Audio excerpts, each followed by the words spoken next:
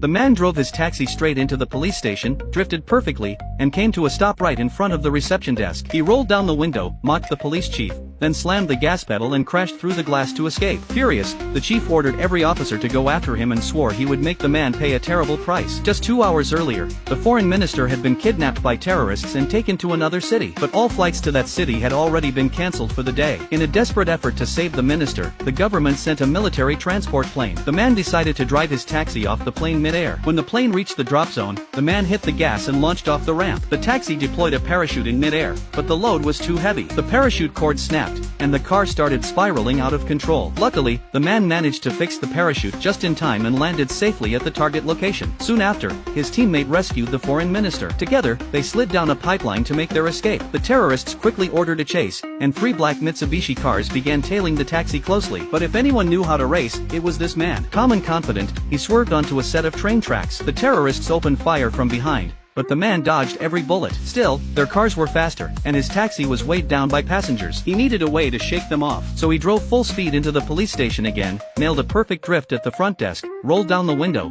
and mocked the police chief one more time. Then he hit the gas and shattered the glass on his way out. The furious chief deployed every available officer, shouting that he would crush the man with his own hands. Just then, one of the black Mitsubishis came charging head-on. Right before impact, the man drifted sideways and dodged it. But the police cars behind him were not so lucky. One by one, they crashed into each other like a pile of metal dominoes, stacked high like the Eiffel Tower. With the terrorists still chasing and no way to lose them, the man decided to call for help from his father-in-law, a high-ranking general. He asked him to block the tunnel ahead. The general immediately contacted a military parade unit and had tanks sent to block the tunnel entrance. The man entered the tunnel from the opposite side, bullets still flying at him. Then, suddenly, the taxi transformed, it grew wings. The man soared over the tanks, but the terrorists were not as lucky. They drove right into the trap, and the tank cannons locked onto them. The man's taxi, however, accidentally merged into the live military parade. Everyone watching the broadcast from home couldn't believe their eyes. Right there in the official parade was a regular yellow taxi. Now here's the real question. If you saw a taxi like that on the street,